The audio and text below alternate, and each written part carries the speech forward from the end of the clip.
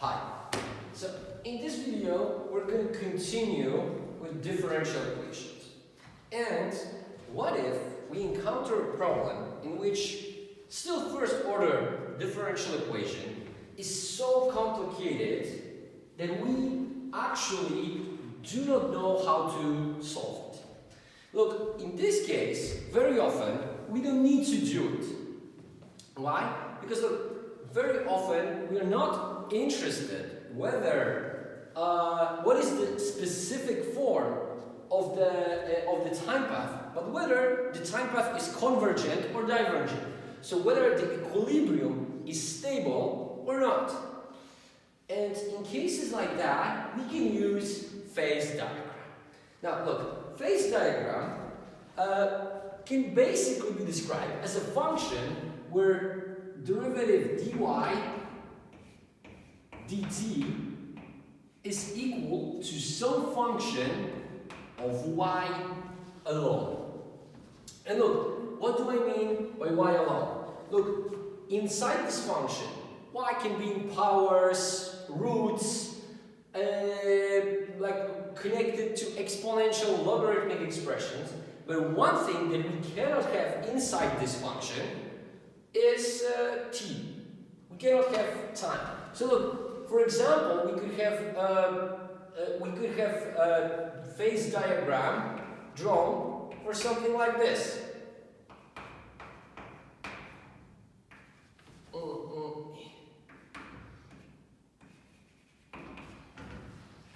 Yeah, because look, here, of course, we remember that y with the dot is the same as dy dt, right? And here, we've got expressions with y alone. As soon as we put one t over here, this condition is no longer fulfilled, and we cannot do the same. We cannot draw a phase diagram for this function. But as soon as t is gone, doesn't matter how complex, we can at least try. Okay, so how this phase diagram works? The best it is seen on the example. So look, imagine that we've got let's just say I'm going to draw it on two blackboards. We've got a function that we've got coordinate space, and look, on this axis we've got derivative dy dt. On this axis we have y. And look, let's just say that we know the shape of this function. We've established it somehow, and we know it looks like that. So, first, what is going to be this point? Let's think about it. Look, at this point, let's call it ya. The value of the derivative is very specific. Why? Well, because at this point, and only at this point, we see that the value of the derivative is equal to 0. Well, if value of the derivative is equal to 0, it means that the slope of y is 0, so y is stabilizing, right? So if dy dt is equal to 0, it means that y is not changing. In this case, we can think about this point as an equilibrium, right? Because at this point, once we are in this point, y is not changing, so we are staying at this point. But look, what is usually interesting to us is not what is happening when we are in equilibrium. When we are in equilibrium, we are staying in the equilibrium. The more interesting case is what if y is bigger or smaller than equilibrium value. Okay, and let's see it over here. Look, let's just say that y is slightly above equilibrium level. Okay, what is going to happen here? First, let's see what can we say about the value of the derivative here. Look, from here to here, the value of the derivative, I'm going to write it as y with a dot, is higher than 0. What does it mean? Look, if derivative is positive, it means that the function must be increasing. So what does it mean? If we are above equilibrium value, even slightly, it means that the value of the function is going to increase, which means we're going to move along the line in that direction. And look, if we're going to move along the line to the right, what's going to happen is that we're going to end up in another point. Let's just say over here. Now, what is happening over here? We see that actually, at this point, value of the derivative is even bigger. What does it mean? That the function must be growing, but even faster. So again, y is growing even faster. Okay, and this means that we're going to end up at another point like this. And we see that over here, value of the derivative is even bigger than before, which means that the function must be growing even faster, which means we're going to be moving further and further and further and further away from the equilibrium. So clearly, when we look, if y is even slightly bigger than the equilibrium value, then actually value of y diverges from the equilibrium. It gets further and further and further away from this equilibrium. Okay, now, how could I draw this on a slightly different graph? Look, we are usually interested in what is happening. Let's just say that value y takes only positive values. So, and now, here we have a graph of the time path. So, here we've got y, here we've got t. Let's assume that ya is some stationary equilibrium. So constant. So we've got constant value. Okay. And just say it goes like this. Now, let's consider the situation that we've observed before. We were assuming that y takes value that is just slightly, I'm sorry, it's not very flat, but I'm going to try a little bit harder. Okay? Yeah, perfect. So, what is happening over here? Look at two things. First, when we were slightly above, we saw that derivative was positive, which means that in the next, what is going to happen next is that we're going to move further away from equilibrium, right?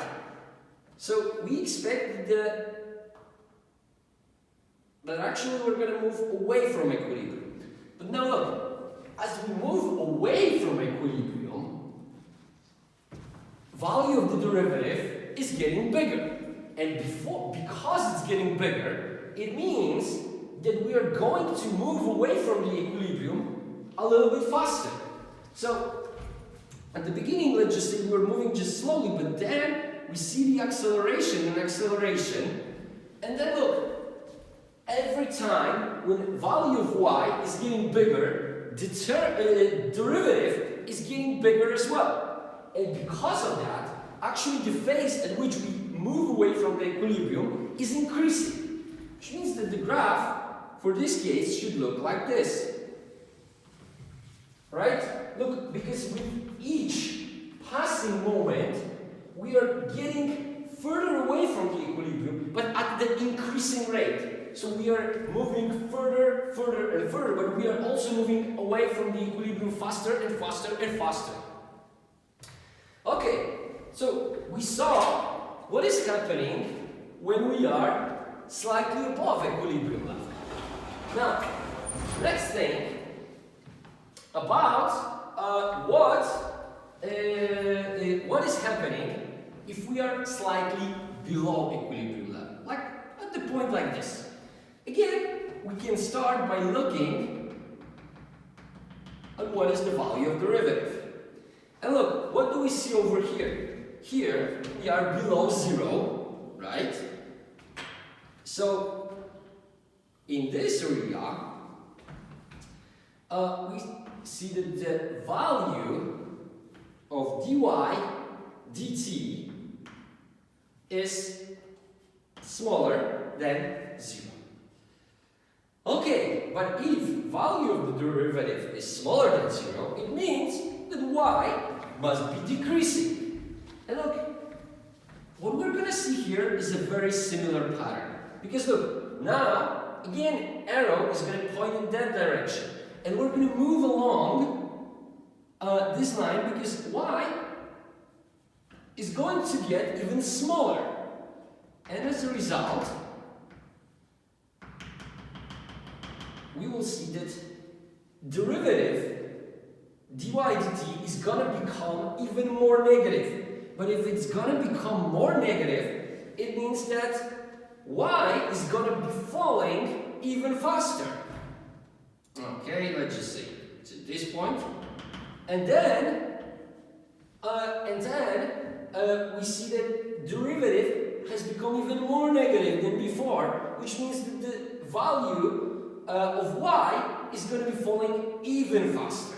So look, again we see that over here we have unstable equilibrium, right? Because even if y is slightly above, slightly below equilibrium level, we're getting further and further and further away from it.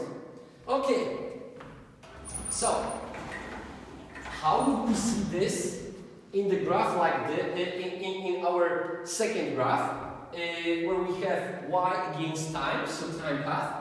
Look, again we see the similar pattern. Look, at the beginning, y is getting further and further away from equilibrium level, but as the time passes, it speeds up and it diverges further and further and further, and again it diverges faster and faster and faster and faster. Okay, so look, how are we gonna call situation in which a phase diagram is cutting through the y-axis from below? So we see that actually f prime of y, in this case, right, f prime of y must be positive, right? Because we see that this has positive slope. As y goes up, dy dt goes up as well. Okay, so how are we going to call a situation like that? We're going to say that this equilibrium ya is stable, unstable equilibrium.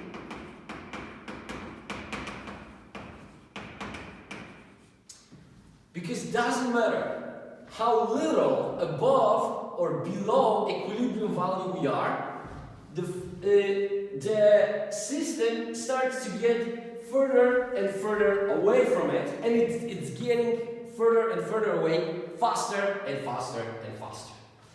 Okay, so now let's consider a second possibility. What if now we would have f prime of y lower than 0?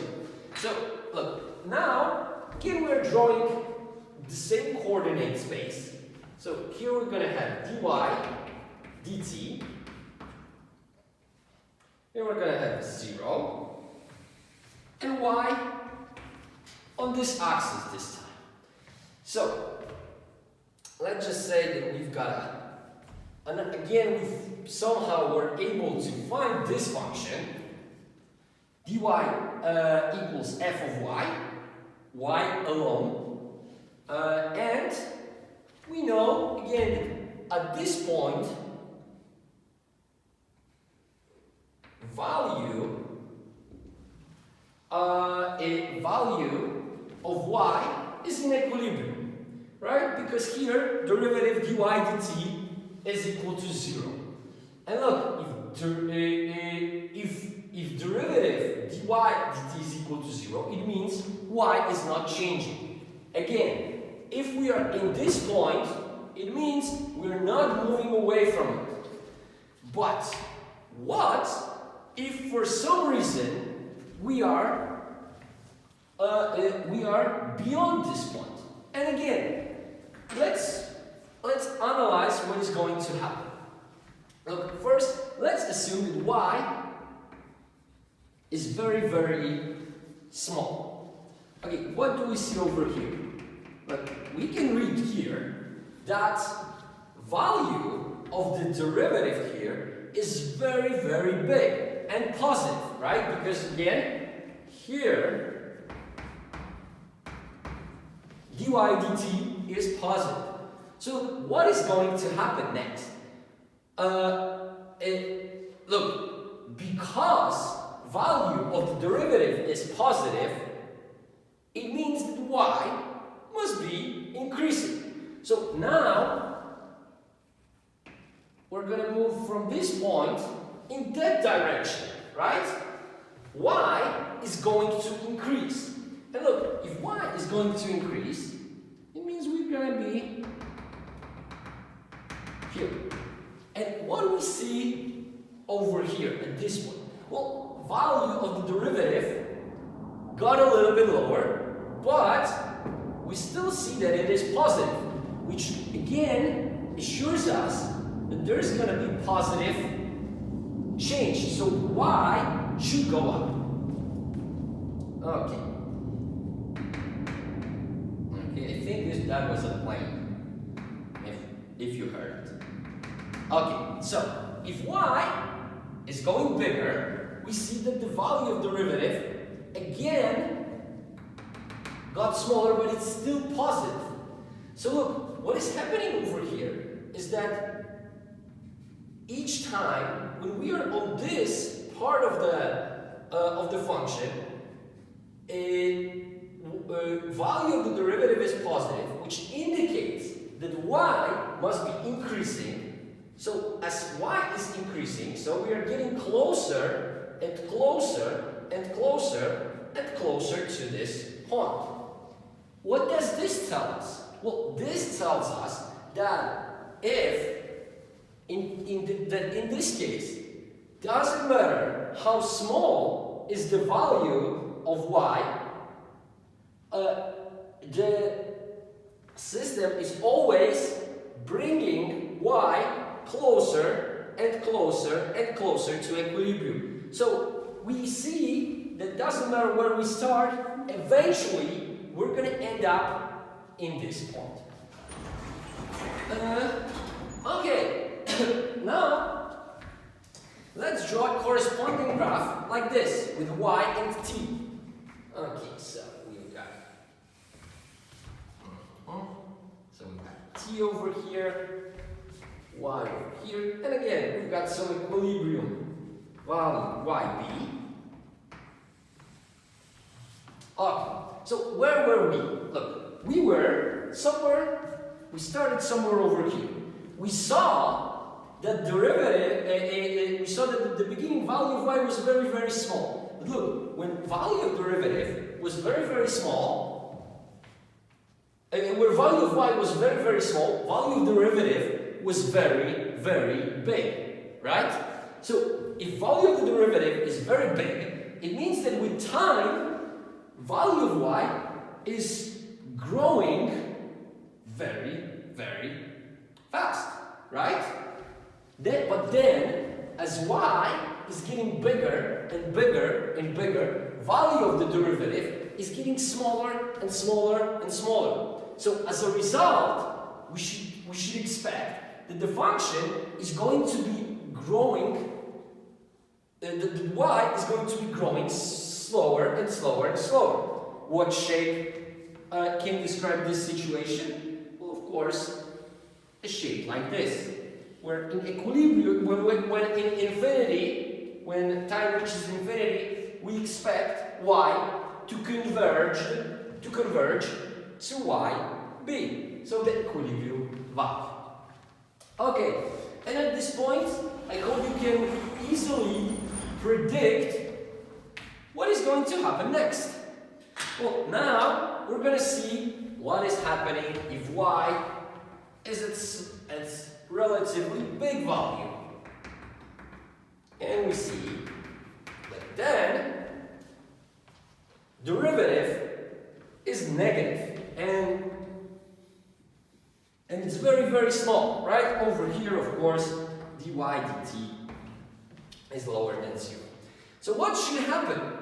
If derivative is negative, it means that over time, y is going to drop. So now we're going to move in that direction. And y is going to become smaller.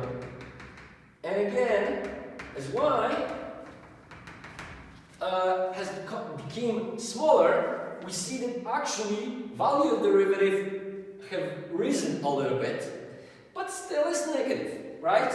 And because it's still negative, it means y is going to be decreasing further. So we see that now value of y is going to be somewhere over here. And this is going to be associated with the derivative, but that is a little bit bigger, but still negative, which again indicates that the value of y is going to get smaller. And this entire process will take place until, again, we are reaching equilibrium. So, how can we plot this over here? Well, again, look, we see the same pattern. The bigger the y, the lower, more negative is the value of the derivative, which means that the function is going to be dropping relatively fast. But as we are getting closer and closer to equilibrium, value of the derivative is getting smaller in absolute terms. So it's getting closer and closer to 0, which means the function is declining, but at increasing rate, which means that it converges to equilibrium as t approaches infinity. Okay, so what have we learned over here?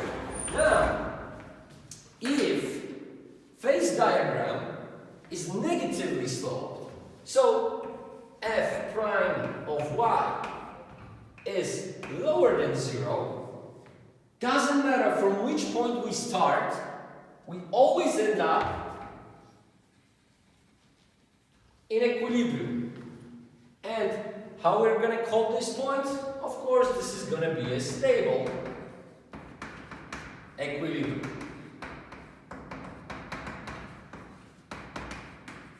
Look, why do we call it stable equilibrium? Because look, if something happens and we end up over here, eventually we're going to get to the same point. If something happens, we're ending up over here, eventually we go back to equilibrium. So, doesn't matter what happens, we always end up at the same point. Okay, and look, those two cases are enough to deal with all the problems that we are going to be dealing with. But what you see over here can be easily extended to the cases of more complex phase diagrams. And let me just show you one example. Okay.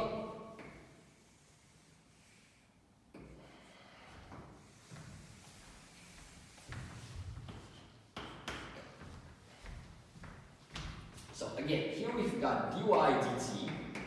Here it's 0, and horizontal axis we've got y. And let's just say that phase diagram looks like this.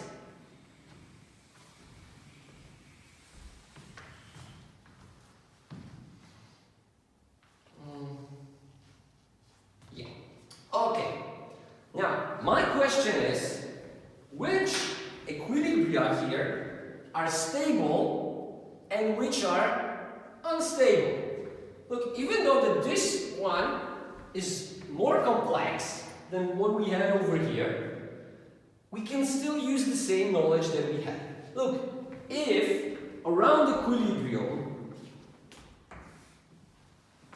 a phase diagram, so the phase line is actually upward sloping, we will have unstable equilibrium. And look, right away we get out of it that this equilibrium,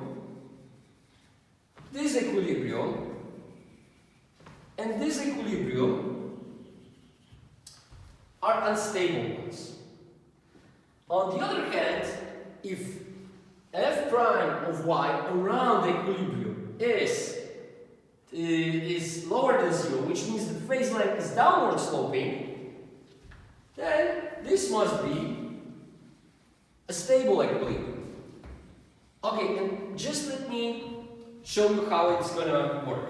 Look, let's start from this point and let's just see what happens if y is even slightly above equilibrium level. Look, we see here the derivative is positive, right? Again, here we have our derivative, dy dt is positive, which means that y is growing. And as y is growing, derivative is getting bigger. We are getting further and further and further away from this point. Now, look, the similar situation is over here. Look, over here, if y is even slightly below equilibrium value, we see that derivative is negative now. So y is going to be declining, declining, and declining. So we see that at these two ends, we are getting further and further from equilibrium. Okay, but now let's see what happens if y is slightly above the first equilibrium point.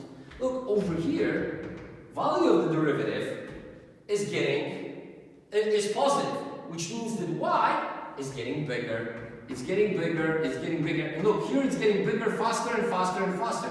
But then, what happens? The value of the derivative starts dropping. It gets, y is still increasing. It's getting bigger and bigger and bigger and bigger. And then, we arrive at this point. Now, what happens if we are over here? Look, now we see that we are below this point, right? So what should happen? Now we see derivative is negative.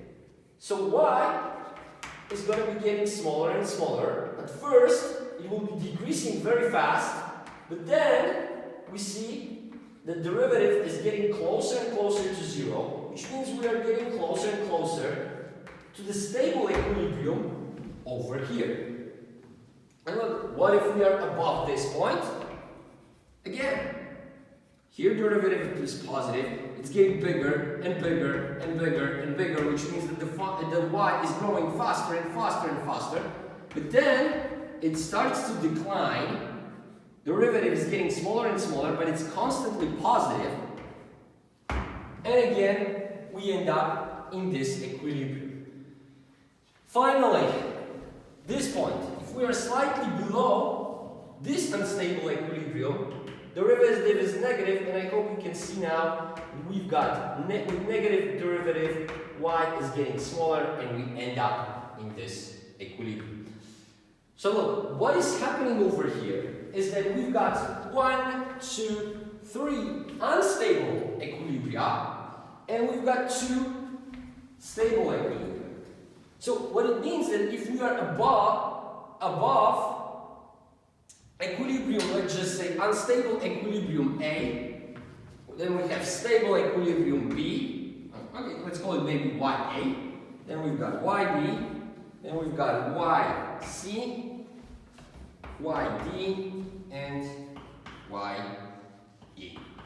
So, below YA, if Y gets below YA, it declines indefinitely, well, unless of course it has a cutout point at 0.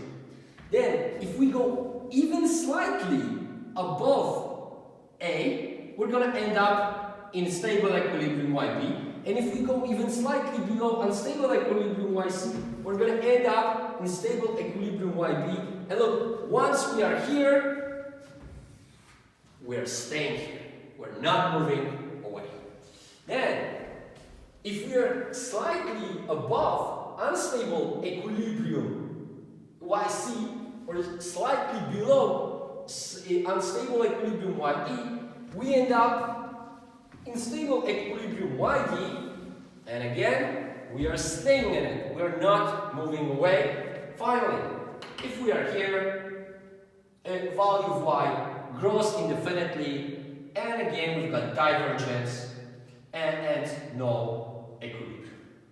Okay, I think that was even a little bit too detailed explanation of the phase diagram.